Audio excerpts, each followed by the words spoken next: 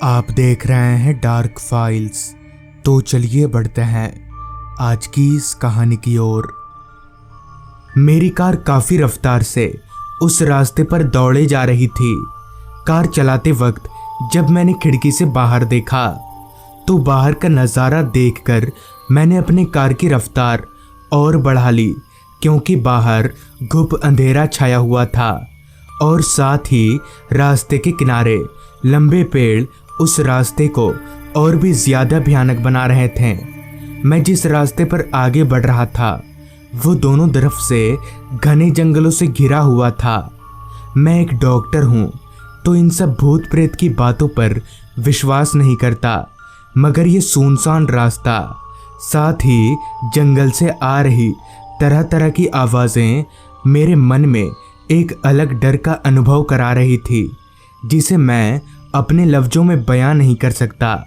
दरअसल आज से कुछ दिन पहले ही मेरा ट्रांसफ़र शहर से काफ़ी दूर भीमपुर नाम के एक गांव में हुआ है। एक दो दिन तो मुझे काफ़ी तकलीफ़ हुई, मगर समय के साथ मैं भी अब उस परिस्थिति में ढल चुका हूँ। शहर हो या गांव, जहाँ भी गया मुझे वहाँ के लोग अच्छे ही मिले। ऐसा हो भी क्यों ना, जिसके साथ जैसा व्यवहार करूँगा वो भी मेरे साथ वैसा ही व्यवहार करेगा। रात हो या दिन, अगर कोई मरीज़ तकलीफ़ में हो तो मैं उसे देखने कहीं भी चला जाता हूँ। ऐसे ही आज मैं गांव से 10 किलोमीटर दूर एक मरीज को देखकर वापस लौट रहा हूँ। उसकी हालत काफ़ी गंभीर थी और अगर मैं नहीं जाता तो शायद वो बच भी नहीं पाता। खैर, अभी मेरी कार रास्ते के सन्नाटे को चीरती हुई आगे बढ़ ही रही थी कि तभी मुझे ऐसा लगा कि कोई मेरी कार की पिछले वाली सीट पर बैठा हुआ है, क्योंकि मुझे किसी के ज़ोर ज़ोर से सांस लेने की आवाज़ साफ सुनाई पड़ रही थी। मैं झट से पीछे मुड़ा तो पीछे वाली सीट पर कोई नहीं दिखा, तो मैंने इसे अपने मन का वहम मानकर आगे बढ़ने लगा। मगर पता नहीं क्यों अब मुझे इस रास्ते पर चलते हुए एक अजीब सी बेचैनी महसूस हो रही थी। अभी भी मेरा घर यहाँ से 7 किलोमीटर दूर था। कार चलाते वक्त मैंने जब अपनी निगाहें हाथ घड़ी की ओर घुमाई तो वक्त हो रहा था रात के 10 बजे का। अभी मेरी कार उस सुनसान रास्ते पर दौड़ ही रही थी कि तभी पता नहीं मुझे और मेरी कार को किसी की नज़र लग गई कि मेरी कार एकदम से झटका खाने लगी और 2-3 झटकों में बंद पड़ गई। कार को इस तरह से बंद होता देख मैं सहम गया। मैंने 2-3 बार कार स्टार्ट करने की कोशिश की, मगर कार स्टार्ट होने का नाम ही नहीं ले रही थी। जिसके बाद मैं कार से बाहर निकला और कार का बोनट खोलकर देखने लगा। कार के बाहर निकलते ही मुझे कड़कड़ाती ठंड का एहसास हुआ।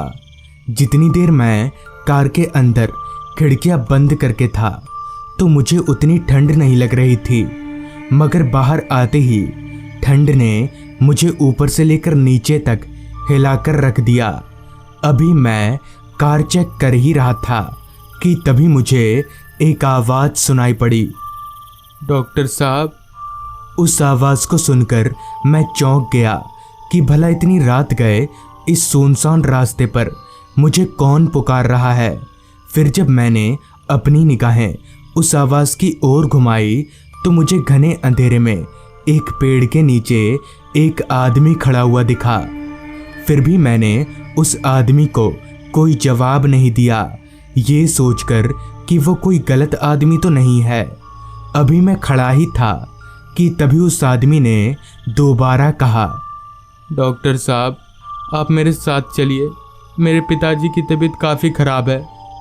उस आदमी के मुंह से ये सुनकर मैंने मन ही मन में कहा, मगर इस आदमी को कहाँ से पता चल गया कि मैं रात के वक्त इसी रास्ते से गुजरूंगा? और क्या ये आदमी यहाँ खड़े होकर मेरा ही इंतज़ार कर रहा था? जिस पर मैंने उस आदमी से कहा, क्या हुआ है आपके पिताजी को और कहाँ है वो? जिस पर उस आदमी ने जवाब दिया, पता नहीं डॉक्टर साहब क्या हुआ है, मगर उनकी हालत काफ़ी ख़राब है। आप मेरे साथ चलिए, वरना कुछ भी हो सकता है। इतना बोलकर वो आदमी जोर जोर से रोने लगा। वैसे भी मैं उसे मना नहीं करता, मगर उसे रोता हुआ देखकर मैंने कहा, चलो देखते हैं क्या हुआ है तुम्हारे पिताजी को। इतना बोलकर मैं उस आदमी की तरफ चलता बना। वो आदमी जंगलों के बीच एक कच्चे रास्ते से पता नहीं मुझे कहाँ लेकर जा रहा था। थोड़ी दूर चलने के बाद भी जब उसका घर नहीं आया तो मैंने दोबारा से उस आदमी से कहा, और कितनी दूर है भाई तुम्हारा घर? जिस पर उस आदमी ने अपने हाथों को एक और इशारा करते हुए कहा, वो देखिए, वो जो दिख रहा है ना, वो मेरा घर है।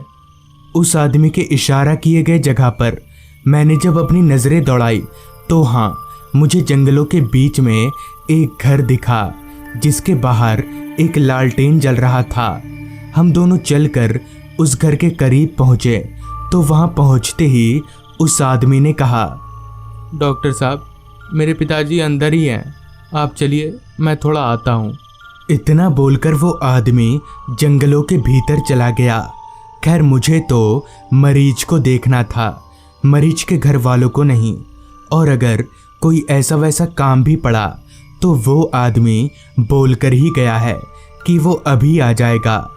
मैं चलकर उस घर के अंदर गया तो उस घर में बस एक मोमबत्ती जल रही थी। उसकी दबी सी रोशनी को अंधेरे ने चारों तरफ से घेर रखा था। घर के अंदर दाखिल होते ही मैं इधर उधर मरीज को ढूंढने लगा। घर के एक कोने में एक खाट पर एक बुजुर्ग आदमी सोया हुआ दिखा। मैं चलकर उस आदमी के करीब गया और उनसे बोला, क्या बात है चाचा, क्या हुआ है आपको? मेरे इतना बोलते ही उस आदमी ने आंख खोला और कहा, अरे डॉक्टर साहब, आइए आइए, बैठिए, क्या बताऊं क्या हुआ। उस बुजुर्ग आदमी के मुंह से ये सुनकर मैं समझ गया कि अब ये मुझे अपनी बीमारियों का एक लंबा चौड़ा चिट्ठा सुनाएगा। आगे उस बुजुर्ग आदमी ने कहा, क्या आप मुझे ठीक कर पाएंगे? ना, आप नहीं कर सकते साहब मुझे ठीक। जिस पर मैंने कहा, अरे चाचा, मुझे एक बार देखने तो दीजिए, हुआ क्या है। इस पर उस बुजुर्ग आदमी ने कहा, जैसी आपकी मर्जी डॉक्टर साहब। इतना बोलकर वो आदमी अपनी हाथ को मेरी तरफ बढ़ा दिया।